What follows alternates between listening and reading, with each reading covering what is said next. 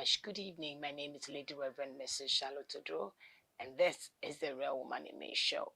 I welcome all of you to tonight's episode where we're going to study, we're going to get information, we're going to build ourselves, we're going to make some corrections and become better.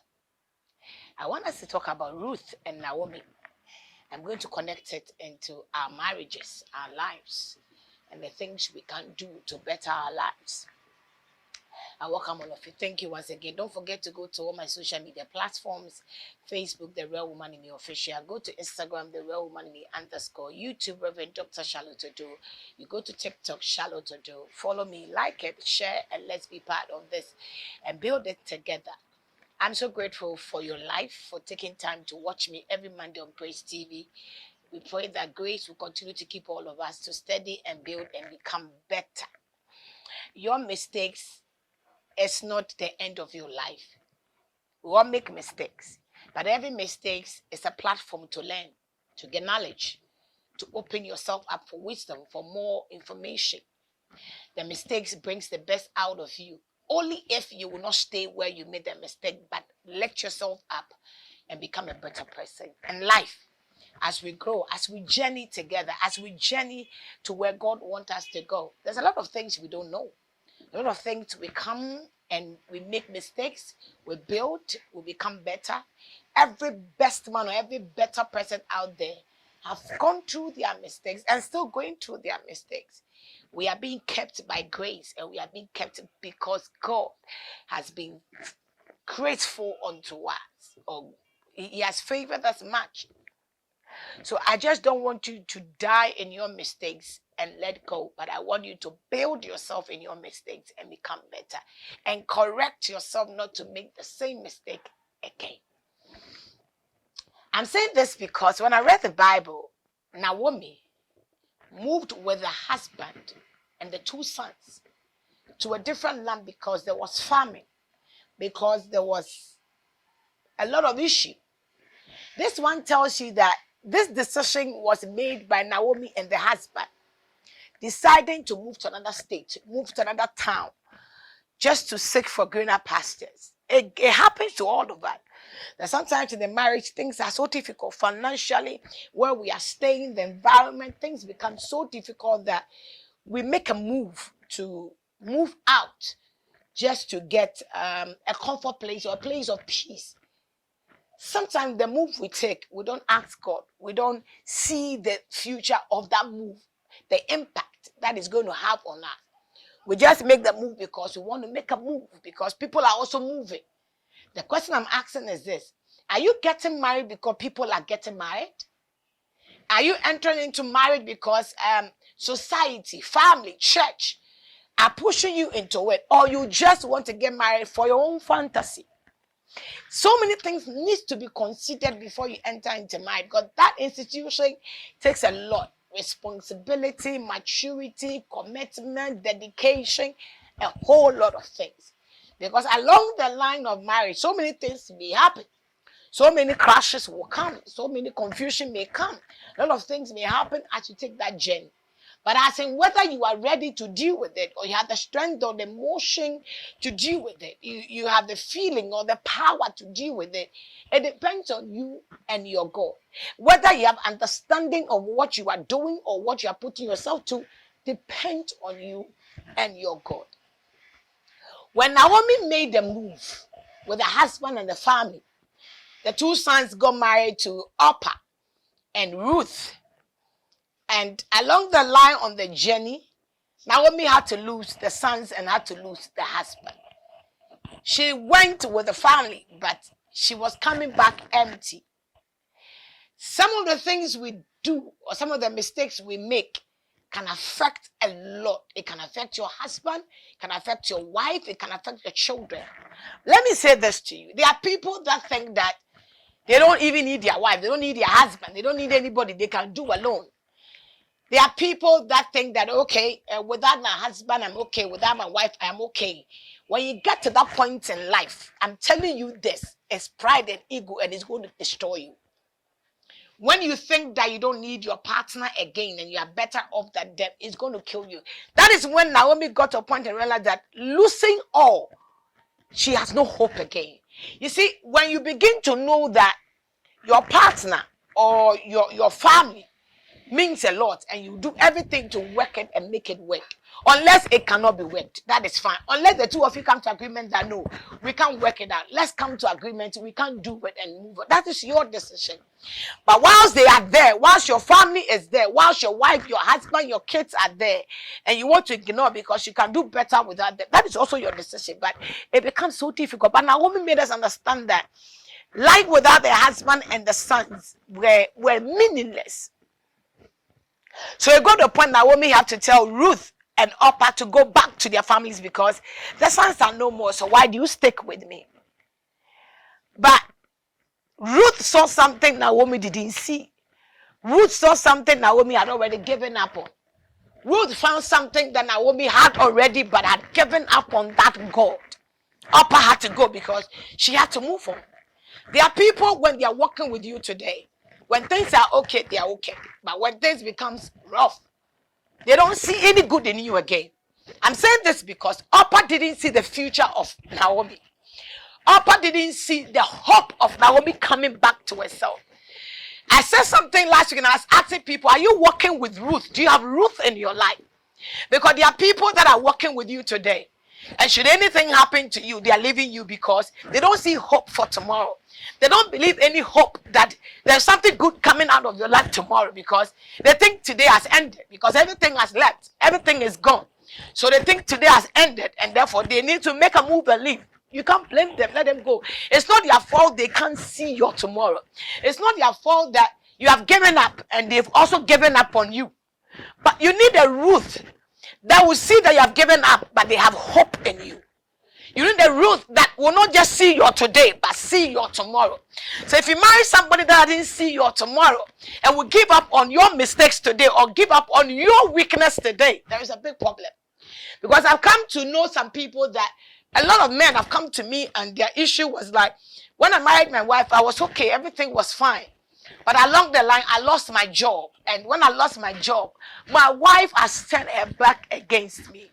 And she doesn't even want to see, she doesn't even respect me again. All is gone. So I asked this, is your wife singing tomorrow? I don't want to be in your wife's shoes. And I wouldn't want to judge her. She may be like the Orpah. She's not seeing a future for tomorrow. Even with Orpah's situation, she still wanted to go, let me say, pretended to be with Naomi.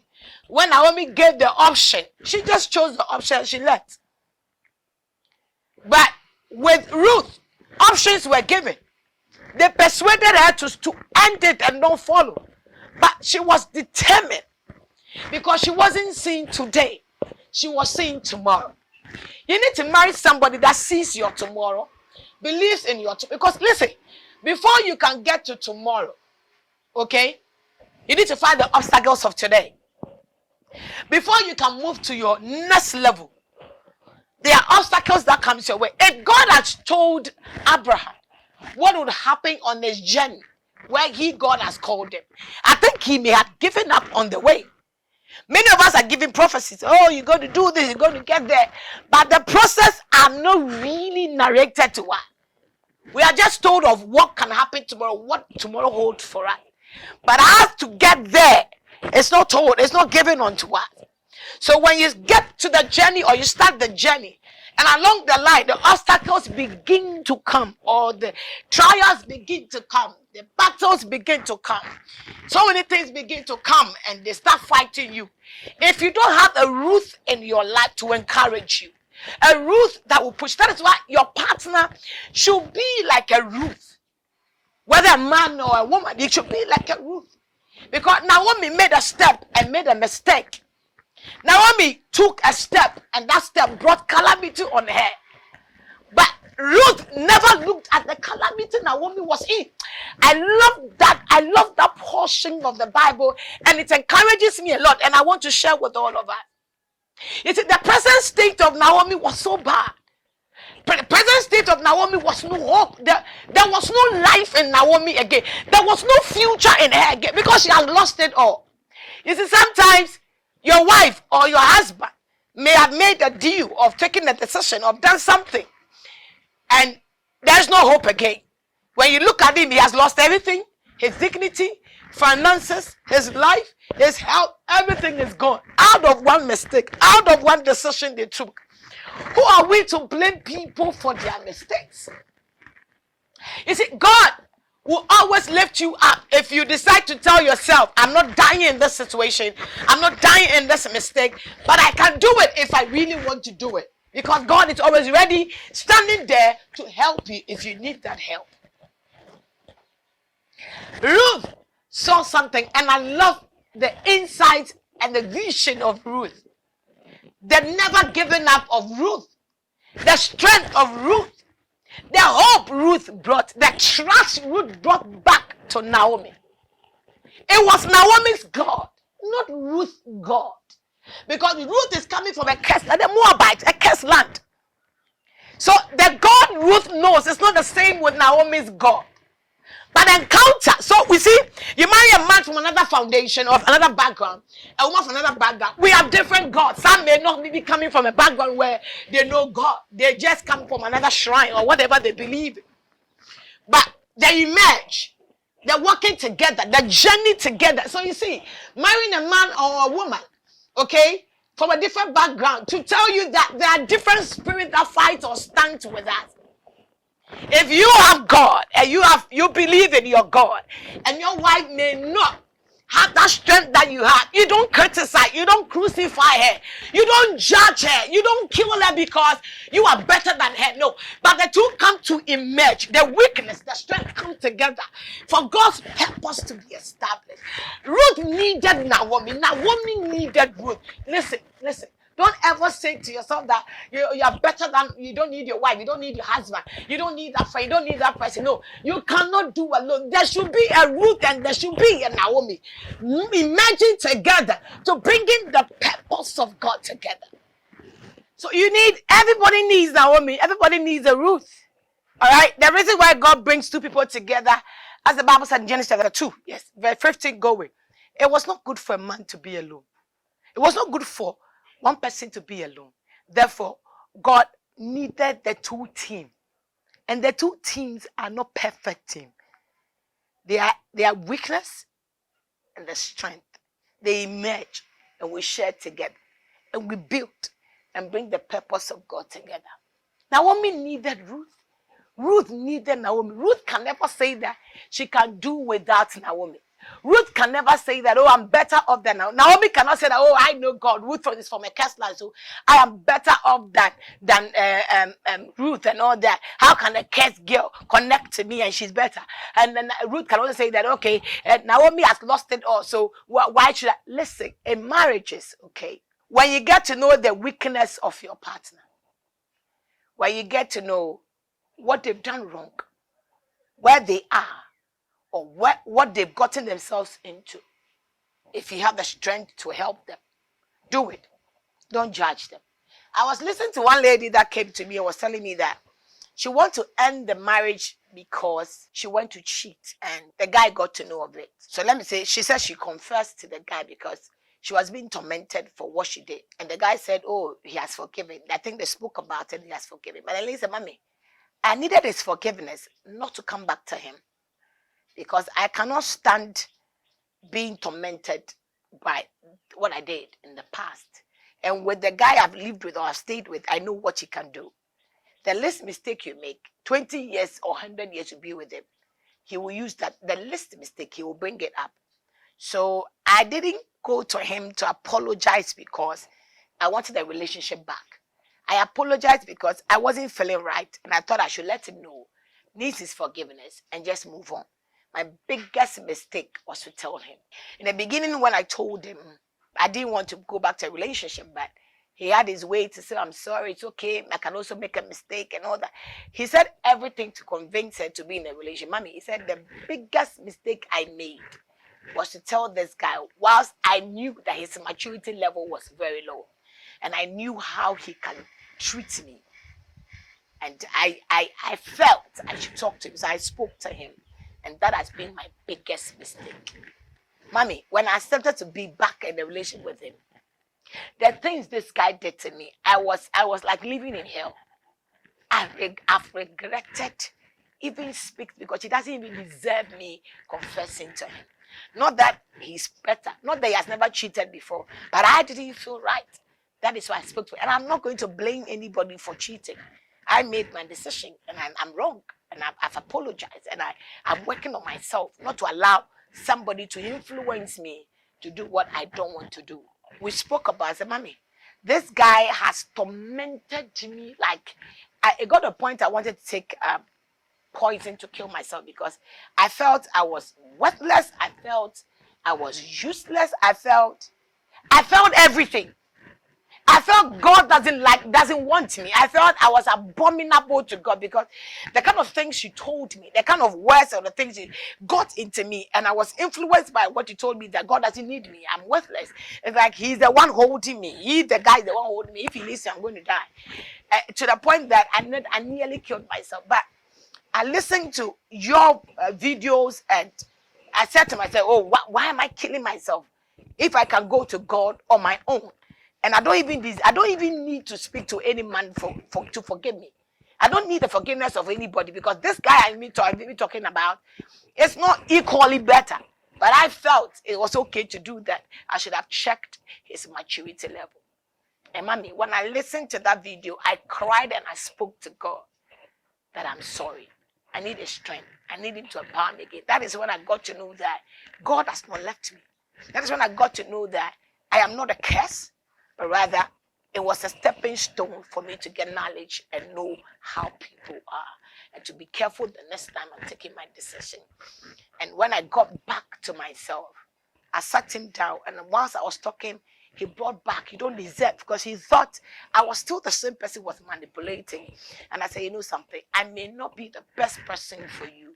I made my mistake. Neither am I here to judge you by the things you've also done. I'm not here to compare it.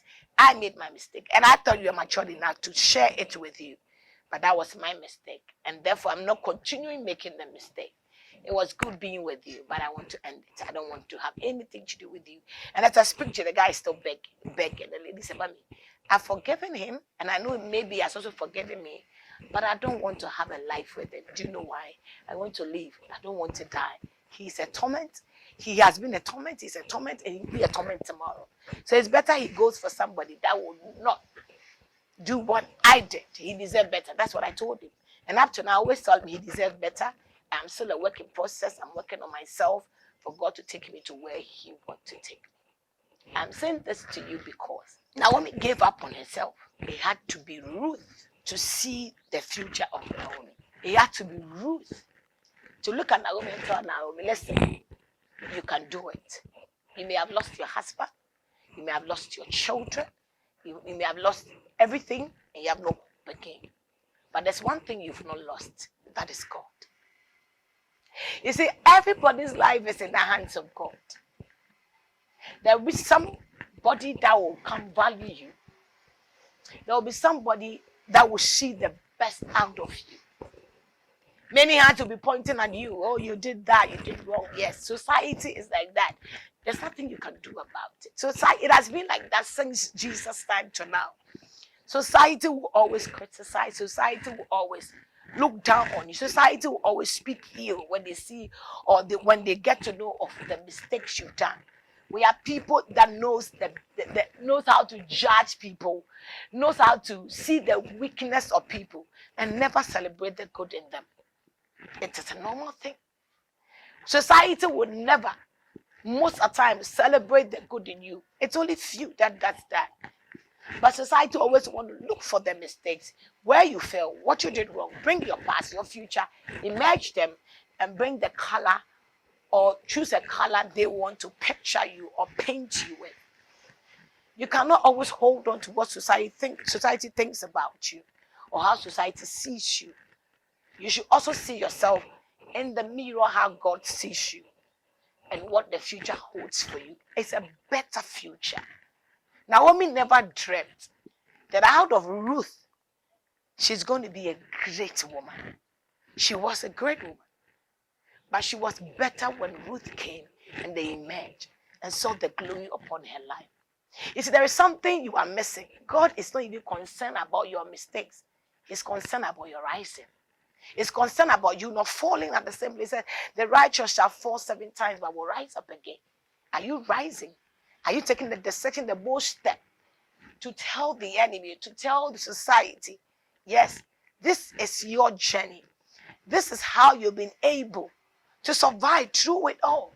You're falling, you're upping, telling them how you'll be able to survive through it all and where you are today. I'm telling you this. It is grace, and it continue to be grace. So the marriages are good. Being in a marriage is good. But as in who you're going to be with is the most important thing. As who that is supposed to be with you is the most important thing. As who deserves to be in your life is the most important thing. Take a decision now. And don't give up on yourself. Your Ruth will not let you go. Naomi will not die in that situation. Listen, your Ruth may be God in your life to lift you up in that darkness. Or God can bring a Ruth into your life that will see your tomorrow, not your today. You may be the Ruth coming from a cursed land, meeting your Naomi, bringing you hope and seeing a better future. Ruth saw a better future in Naomi. Ruth saw that Naomi is the only source for her to see a change in her life. Your Ruth or your Naomi emerging together will bring the best out of you. If the man you are staying with doesn't see the good in you, doesn't see that the future in you, or the woman doesn't believe in the future in you because you've lost your job, because you can't provide today, because you are weak today, woman, be careful. Because if that man get connected to Ruth or connected to his Naomi, you'll be surprised what God will do with that man or that woman. Everybody may get to a stage where too much darkness that they can't see the light. If you can be a light to them, be the light. If you can be a light to them in their darkness, be it. Because tomorrow you may also go to your darkness that you will need them to be a light to you. You see, we marry to support each other. So if your husband makes a mistake or your husband is down today, be a light to him. If your wife has given up, has made a mistake, be a light to her. Let's not just stand to bully, to break each other, but let's stand to be a strength to each other. That's what marriage is all about. Not to see the weaknesses and judge in our weaknesses, but to stand with each other to see the best out of us. Why are you envious of your partner? Why are you bent on destroying your partner? Why will you do everything just to break your partner because you cannot have your way with them? Be the Ruth or be a Naomi. Be a strength. Be a hope. Be an encourager. Be a lifting in your partner's life. Don't look at them in their mistakes and criticize or judge them. But in their mistakes, be your strength to direct them. Be of hope to lift them up. Be a light in their darkness. And I'm telling you, if you are able to stand with them in their darkness, in your darkness, you will get them to stand with you. Let's not be too judgmental on who is right and who is wrong. It's not needed. God doesn't even need that. All God wants is that when we make our mistakes, we don't look at the mistakes, but we look at where He's taking us. We are focused on what He's doing and what He wants to do. God knows when He gave us the promise that He's taking us to a land where milk and honey is. He knows there will be obstacles. He knows there will be trouble. He knows there will be a falling. He knows there will be a mistakes on our way. But He said, don't focus on the mistakes. Focus on the milk and honey. There is a milk and there is a honey. Don't worry about what you did wrong or what went wrong. Let's build it up. 2 people saw there was a hope on that land. Can you see? Or are you seeing? Or do you believe in the hope of your partner? Let the marriage work.